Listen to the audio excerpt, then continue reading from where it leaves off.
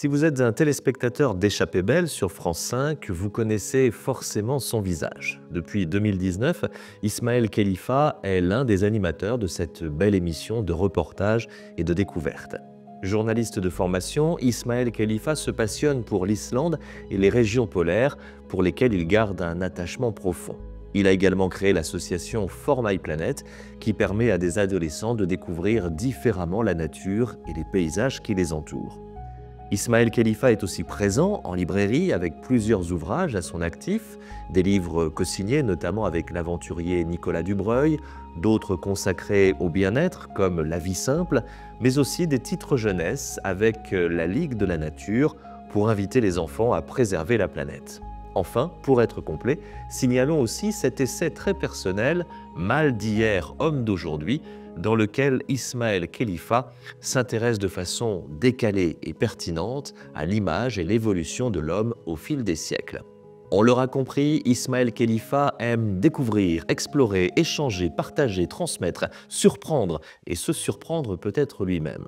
La preuve avec ce nouveau livre qui ajoute une corde à son arc puisqu'il signe là son tout premier roman. On y retrouve Romain. Romain est un journaliste reporter natif d'Annecy, comme Ismaël Khalifa, amoureux des paysages polaires et qui vit son métier comme un sacerdoce, comme Ismaël Khalifa. Mais la ressemblance avec l'auteur s'arrête là. Un beau jour, Romain se retrouve face à un jeune homme de 18 ans, Nathan, son fils qu'il n'a jamais vu. Entre eux va s'ouvrir un face-à-face où chacun va tenter d'apprivoiser l'autre à sa façon. Nous entraînant de la Savoie au Groenland, de l'Islande à Marseille en passant par Paris, Ismaël Khalifa tisse ici habilement le fil de son histoire. Roman d'apprentissage, réflexion sur la paternité, ce très beau roman est aussi un hommage à la nature, dans ce qu'elle a parfois de plus fragile ou de plus fort, à l'image de ces deux êtres qui vont apprendre à se connaître entre leurs certitudes et leurs faiblesses. Deux personnages pleins de contradictions qui vont se révéler à eux-mêmes en découvrant ce que le monde a de plus beau. C'est aussi pour Ismaël Khalifa l'occasion dans ce roman d'aborder des sujets qui lui sont chers et que le lecteur pourra faire sien. Les relations familiales, les médias, l'évolution de la société, la fragilité de l'adolescence, la préservation de la planète entre autres. Voilà un livre plein de sensibilité, joliment écrit, habilement construit, un livre qui nous interpelle et que l'on referme le sourire aux lèvres. Vous l'aurez compris, le livre d'Ismaël Khalifa est un coup de cœur. Ce que le monde a de plus beau est publié aux éditions Les Escales.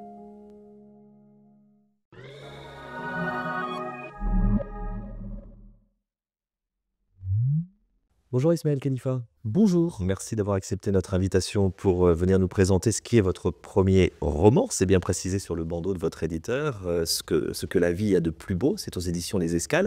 Ce n'est pas votre premier livre, on va en reparler bien sûr. Et puis le grand public vous connaît aussi puisque vous êtes un homme de la télévision, un personnage médiatique, vous animez régulièrement Échappée Belle. Échappée Belle, c'est arrivé dans votre vie 2018-2019, mais pas par hasard. C'est parce que sillonner le monde, ça fait longtemps que vous faites ça. Comment est née cette passion, cette envie? Ben moi, quand j'étais enfant, j'ai pu voyager avec mes parents. En fait, on allait en Algérie voir ma famille paternelle. J'habitais à Annecy, en Haute-Savoie. Et quand j'ai commencé à être un grand adolescent, je me suis dit, bah, j'aimerais vivre de voyager. Donc, pour moi, le but n'était pas forcément de faire un métier marqué d'une fonction particulière, mais c'était de trouver le moyen de voyager tout le temps. Et donc, je me suis tourné vers le journalisme pour commencer. Après, j'ai été guide naturaliste en région polaire. Enfin, j'ai fait plein de métiers comme ça qui m'ont permis d'intégrer le voyage dans ma vie. Et finalement, Échappée Belle est au croisement et du métier de journaliste et du métier de guide. Donc, je crois que quelque part, j'étais un peu prédestiné à Alors aller justement, là-bas un jour. s'il y a encore une quinzaine de Français qui ne connaissent pas Échappée Belle, si vous devez leur présenter ce qu'est l'émission Échappée Belle, quels sont les mots que vous employez? Eh bien, c'est une émission de voyage qui est tous les samedis soirs à 21h sur France 5. Elle existe depuis 19 ans maintenant, donc c'est une émission très patrimoniale. Et le but d'Échappée Belle, c'est assez simple, c'est que trois voyageurs, moi, Jérôme Pitorin et Sophie Jovillard, on est les trois animateurs, je dirais, de l'émission. eh bien, on se promène en France et dans le monde entier pour aller à la rencontre d'une région à travers des gens qui y vivent et qui vont nous faire découvrir le lieu où ils vivent, leurs grandes problématiques d'êtres humains, leurs problématiques quotidiennes. Et à travers eux, à travers leurs regards, à travers les moments qu'on échange, eh bien, on va découvrir cette région et essayer d'en saisir l'âme tout en s'émerveillant de sa beauté. Depuis 2018-2019, vos premiers reportages pour Échappée belle, quel est le souvenir le plus marquant, peut-être la rencontre qui vous a le plus touché? Eh bien, sans conteste, c'est mon premier tournage. Donc j'arrive en Mauritanie en septembre 2018. Mon fils était né 2 mois avant, donc j'étais pas très reposé et donc j'animais Échappée belle depuis 5 minutes et là, arrive sur nous un énorme orage de pluie, des trompes d'eau se déversent, sur le village et je vois devant moi des gens qui n'ont jamais vu des pluies, aussi intenses, qui se mettent à genoux, qui se mettent à prier, d'autres qui partent en courant, il y a de l'inquiétude, il y a de la joie, il n'avait pas plu comme ça depuis plus d'une, quarantaine d'années. Et le lendemain, on a pu reprendre le tournage, mais après on n'était plus en tournage, on était dans un voyage, réel et là, bah, c'était extraordinaire quoi. Vraiment, on a vécu des trucs très forts. Dans ce que j'entends, Ismaël, lorsque vous parlez de votre goût pour l'aventure, le voyage, j'entends aussi le goût de la transmission. Devenir journaliste, être guide de voyage aussi, aujourd'hui être reporter pour aller soit dans les régions françaises ou à l'autre bout du monde. La transmission, c'est un terme qui vous correspond bien? Oui, beaucoup parce qu'au début, comme, beaucoup de jeunes voyageurs quand j'avais 19 ans, moi je me rêvais, le voyageur solitaire, alors je l'ai fait. Et quel ennui! Donc j'arrivais le soir dans ma petite auberge, je noircissais des carnets, noirs Moleskine, en expliquant à quel point ma vie était, terrible. Et là, à un moment, j'ai levé la tête et je me suis rendu compte qu'on était très nombreux à être comme ça. Et je me suis dit: «Mais j'ai pas envie d'être ce voyageur-là. Je suis pas venu là, j'ai pas fait tout ce chemin pour, me connaître moi, j'ai fait ce chemin pour connaître les autres». Et là, ça a débloqué quelque chose chez moi et j'ai commencé à aimer partir avec d'autres, aimer, partir à 2, à 3, aimer emmener des enfants, dans des endroits lointains, aimer emmener un public et c'est là où je m'épanouis pleinement. Moi, je suis, comment dire, surexcité quand je sens qu'on ramène des belles choses, que le public les voit, qu'ils rencontrent les gens qu'on a pu rencontrer. Je laisse mon téléphone à tout le monde sur les émissions pour qu'on se reparle après. Enfin, c'est extrêmement important pour moi. C'est une vision du voyage qui est dans le partage et dans la joie, parce que c'est un privilège extraordinaire de faire ça. Alors j'emploie le mot transmission, mais dans transmission, il y a mission. Vous avez l'impression que finalement, ce que vous faites, c'est aussi un peu une mission. Alors le terme est peut-être un peu fort, mais dans cette vie tellement compliquée, dans ce monde un peu sinistré dans lequel nous vivons aujourd'hui, ça peut apporter quoi justement de rapporter ces images de voyage, ces échanges que vous avez avec des populations d'ailleurs, c'est quoi finalement la finalité de tout ça? Bien, je crois que, notamment dans le paysage journalistique actuel, la chance qu'on a, nous, c'est d'être sur le terrain tout le temps. Et notre mission, peut-être, c'est que dans un moment très populiste, où on se nourrit de virtuel, et aussi finalement dans le regard qu'on porte sur l'autre, eh ben nous, on y va vraiment. Donc, je crois que c'est extrêmement important aujourd'hui d'aller rencontrer l'autre pour, des fois, détruire certaines peurs, montrer, qu'il y a des façons de vivre qui sont très similaires aux nôtres, ou pas d'ailleurs, mais essayer de comprendre, essayer de faire preuve, de nuance et voyager, aller rencontrer l'autre, c'est, l'inverse du repli sur soi et donc c'est extrêmement important aujourd'hui de continuer à montrer les autres. C'est essentiel, sinon on se renferme sur nos petites peurs archaïques. Alors Ismaël Khalifa, l'homme de télévision qui nous ramène ses aventures du bout du monde, et puis Ismaël Khalifa qu'on voit aussi régulièrement maintenant en librairie, parce que vous n'êtes pas à votre coup d'essai avec ce roman, il y a eu des romans jeunesse. Tiens donc, pourquoi des romans jeunesse? Eh bien parce que, moi j'ai toujours eu un tropisme où j'aimais, m'adresser aux enfants, parce que j'ai personnellement vécu, une adolescence où des adultes ont pris soin de moi et m'ont aidé à trouver ma place et donc s'adresser aux enfants est venu, assez naturellement, et là ce qui est drôle, c'est que mon premier roman jeunesse s'appelait Opération Groenland. Il raconte l'histoire de 4 adolescents qui sont pris en charge par une fondation pour aller mener une grande expédition scientifique au Groenland, liée au narval et qu'un jour j'étais au Groenland, je rencontre une prof française qui avait lu ce bouquin, donc c'était étonnant de se rencontrer et là elle me dit: «Mais l'association dont vous parlez avec ces 4 jeunes, il faut la créer». Donc on l'a créée, elle s'appelle, For My Planet et aujourd'hui on refait la même chose qui est écrite dans ce roman mais en France et on met le pied à l'étrier d'adolescents pour qu'ils trouvent leur place dans le monde. des romans jeunesse, il y a eu quelques ouvrages aussi que vous avez co-signés avec vos collègues d'Échappée Belle et puis il y a eu aussi cet essai où on ne vous attendait peut-être pas, Mal d'hier, homme d'aujourd'hui. Oui, complètement, c'est un essai sur la virilité Ouais. Alors pourquoi, comment et ce livre? bah, ça raconte, la révolution virile du XXe siècle, et je crois qu'en fait, on sent bien, au-delà de tout le mouvement MeToo, qu'il y a une question profonde chez les hommes, liée à leur place, aujourd'hui, qu'on est passé des générations Jean Gabin aux générations Petit Mouchoir, donc c'est bien que quand même quelque chose a changé et donc j'avais envie moi de me plonger là-dedans, de donner la parole à des hommes, de confronter ça à des historiens qui travaillent sur ces sujets. Parce que je crois que c'est une question qui est très contemporaine, des hommes d'aujourd'hui et notamment des hommes de ma génération de quarantenaires. Plusieurs vies en une alors finalement. Il y a le reporter, l'aventurier, le globe-trotter, il y a l'homme de télévision, le journaliste, il y a aussi, celui qui s'essaye à la littérature et qui a déjà publié des livres.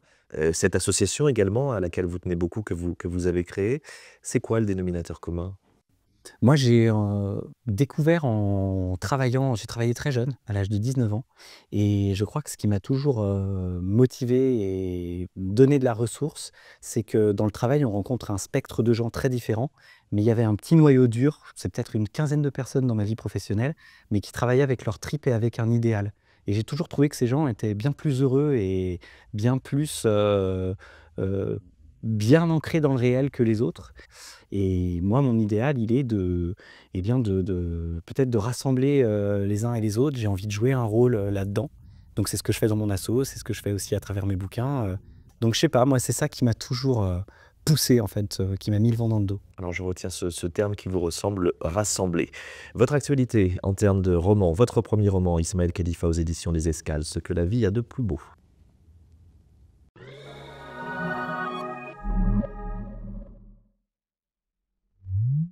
Quelle belle couverture choisit là, Ismaël Khalifa avec ce 1er livre, ce premier roman, Ce que la vie a de plus beau aux éditions Les Escales. Je vais simplement planter le décor. On va faire connaissance avec un journaliste reporter qui voyage dans le monde entier. Tiens donc, il s'appelle Romain Solers. Les 2 premières scènes sont magnifiques. Il y a cette première scène au Groenland et cette rencontre face à un ours polaire et puis après, une autre scène, je ne vais pas expliquer pourquoi, mais on le comprend très vite. On se retrouve au Festival de Cannes où est projeté l'un des films de ce reporter et puis il va y avoir cette rencontre avec un adolescent qui était entré et sorti de sa vie, 18 ans avant, puisque c'est ça que vous allez nous raconter, c'est peut-on recoller les morceaux entre un fils et son père lorsque la vie a fait son œuvre? Pourquoi cette envie de raconter la paternité, vous qui êtes même vous-même père de 2 enfants? Eh bien, au début, j'ai pas trop réfléchi, à ce dans quoi je me lançais, mais après avoir fini d'écrire le livre, à un moment, je me suis dit: «Mais c'est marrant, je raconte finalement l'histoire d'un père qui n'a pas reconnu son fils et avec un fils qui vient lui demander des comptes» et je me suis dit: «Moi, mon père m'a reconnu, j'ai reconnu mes enfants, pourquoi ça me tient autant à cœur?» et en fait, je me suis rendu compte que chez beaucoup d'hommes, je dirais pas tous les hommes parce que c'est difficile de faire des grandes catégories, mais chez beaucoup d'hommes, heu, la reconnaissance d'un père, c'est quelque chose qui, des fois, a forgé des vies. De chercher la reconnaissance de ce père, d'exister dans ses yeux, de lui montrer qu'il peut être fier, des garçons qu'ils sont devenus et je trouve que c'est d'autant plus prégnant que, la parole est quand même, quelque chose qui est pas forcément, évident entre hommes. Il y a une construction sociologique, qui fait que les vrais hommes ne dansent pas, ne pleurent pas, ne parlent pas. Donc c'est assez drôle. Donc je me suis rendu compte qu'il y avait un thème universel, qui est le fait que, chez beaucoup d'hommes, on cherche la reconnaissance de nos pères. Finalement, l'histoire, c'est la rencontre entre un homme qui a fait sa vie et puis non plus un adolescent, mais un jeune adulte qui veut essayer de comprendre qui est réellement son père. Mais le roman va bien au-delà parce que vous allez parler de la famille, vous allez aussi parler de la situation, politique dans laquelle nous vivons aujourd'hui, vous allez parler de la situation du monde plus largement, vous n'allez pas hésiter à faire quelques petites piques aussi, de temps en temps. Vous avez eu envie de balayer plusieurs sujets? Ben, oui, parce que quand on voyage, on comment dire? On est toujours confronté au réel dans le voyage. On est toujours confronté à la violence du monde, on est toujours confronté aux différences qui peuvent être économiques, sociologiques, et autres et donc c'est jamais neutre finalement de voyager et j'avais envie de raconter ça, qu'à travers le voyage, on ne parle pas que de soi, on parle de la société, dans son entièreté et surtout que, les personnages qui sont les nôtres sont ancrés dans un contexte qui les imprègne, qui influe, sur eux. Et d'ailleurs, si mon personnage, de Romain n'a pas reconnu son fils et doit trouver sa place en tant que papa, c'est aussi parce que dans une ère, très individualiste où, l'ambition personnelle est quand même, exacerbée, et bien, il se questionne entre, puis-je devenir un père ou est-ce que je peux rester, cet homme que j'ai mis tant d'années à construire, quoi? Donc, il y avait des choses, très sociétales que je pourrais aborder à travers cette histoire. Ce qui est intéressant, c'est que les espaces dans lesquels se situe, l'intrigue, les intrigues, même à proprement parler, ce ne sont pas que de simples décors. Ça procède vraiment du sujet du livre. On est parfois à Annecy, on est parfois à Marseille, on est parfois à Paris, des fois on va être en Islande, des fois on va être au Groenland. Vous aviez aussi envie de nous faire partager ce qui est votre, raison de vivre, le regard sur le monde. Déjà et ensuite, moi je suis très sensible à certains auteurs, qui comme, Pete Fromm qui raconte des livres qui se passent au cœur de la nature et qui montrent comment la nature influence, les êtres. Comment l'environnement dans lequel on est, pas que la nature, mais l'environnement même urbain dans lequel on est, influence les êtres, leur caractère et leur façon de se comporter dans la vie. Et je trouvais que la rencontre entre, mon héros Romain, qui vient d'Annecy, qui est une ville où j'ai grandi, qui est une ville, que j'adore, mais qui a un côté un peu lisse, et Nathan, le jeune garçon de 18 ans, donc ce fils qu'il n'a jamais reconnu, qui lui a grandi à Marseille. La rencontre entre Annecy et Marseille, c'est forcément explosif. Donc en fait, les univers dans lesquels il grandissait me permettaient de raconter quelque chose de très fort. Et ensuite, je me suis rendu compte, moi, dans ma propre vie, qu'il y a 2 endroits, en fait, où on peut discuter avec ses proches, de manière, très détente.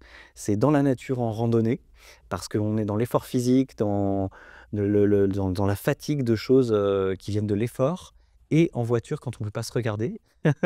Et j'avais envie de raconter ça aussi. La nature était l'endroit idéal pour que ces 2-là, aient des épreuves à traverser ensemble, et donc des raisons de se rencontrer.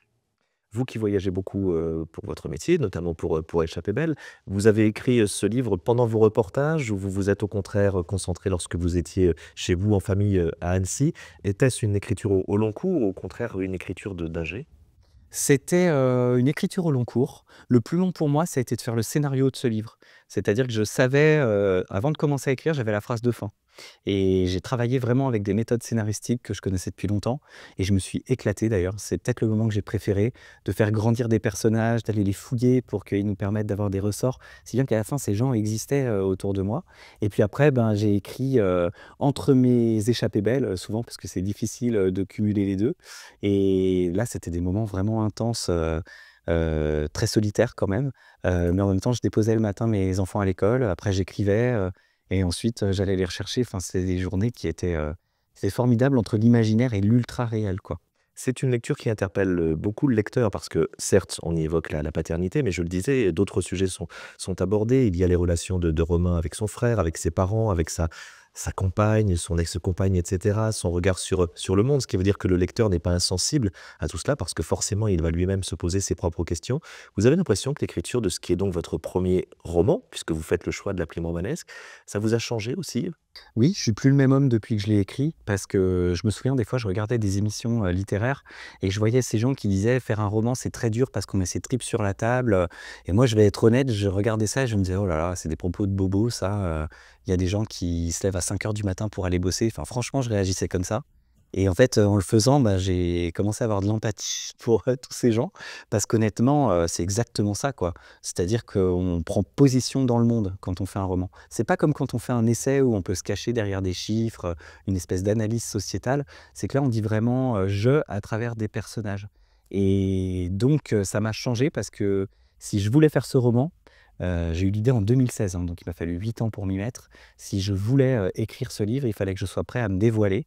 Et donc c'est en ça que ça m'a changé, ça m'a appris à accepter mes opinions, à les dire et donc même de transmettre ça à mes propres enfants derrière, parce que c'est bien de leur dire d'être eux-mêmes, mais autant essayer de l'incarner et comme ça je crois qu'ils écouteront, en tout cas ça leur donnera confiance pour être eux-mêmes, quoi. Maintenant que vous avez découvert ce qu'est la plume romanesque, même si on rappelle que vous l'aviez déjà prise pour Ouais. la littérature jeunesse, mais là en littérature générale, ça vous donne envie? Ça veut dire que, Ismaël Khalifa romancier, c'est quelque chose qu'on aura l'occasion de revoir prochainement? Ah oui, j'aimerais beaucoup. J'ai déjà des idées, mais finalement, je suis très impressionné maintenant que j'ai fait ça. Vous savez, il y a des auteurs comme Marc Duguin, par exemple, qui produisent un livre par an, qui sont en plus font des livres très fouillés en termes, sociétal. Et je me dis: «Mais les gars, bravo quoi!» parce que franchement, c'est monter l'Everest à cloche-pied de faire un roman, hein, c'est super dur et donc là, j'ai une histoire en tête, j'ai la couverture du livre en tête, mais je sens qu'il faut que je sois sûr qu'elle va me tenir en haleine pendant 3 ans et que je vais pas avoir envie de lâcher à un moment, quoi. Parce qu'on embarque dans un grand voyage, moi le soir je disais bonne nuit à mes persos parce que je savais en plus où ils étaient, dans l'histoire. C'est des endroits que je connais, il y a pas un endroit dont je parle où je ne suis pas allé et donc j'ai besoin de ça, que ces gens-là fassent partie de ma petite famille, «virtuelle» entre guillemets, mais c'est ça en fait que j'aime dans ce travail. Et je vous confirme que cet attachement, à vos personnages, on le ressent aussi lorsqu'on est lecteur. Voilà en tout cas un livre qui va vous séduire, un livre très touchant porté par une belle écriture pleine de sensibilité, un livre qui parle de la paternité, mais pas que, et un livre qui est un véritable coup de cœur. Ça s'appelle «Ce que la vie a de plus beau», c'est votre premier roman, Ismaël Khalifa. Vous êtes publié aux éditions Les Escales. Merci beaucoup. Merci à vous.